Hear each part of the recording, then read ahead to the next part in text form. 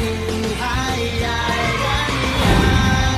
Nasa palad mo ang pagbabago ng takbo, at walang mangyayari kung hindi mo susubukan. Magbukas ka ng isipan, kahit talo may natututunan. Di mo lang alam at di mo maintindihan, lahat ng nangyayari sa buhay natin ay may kanya-kanyang dahilan.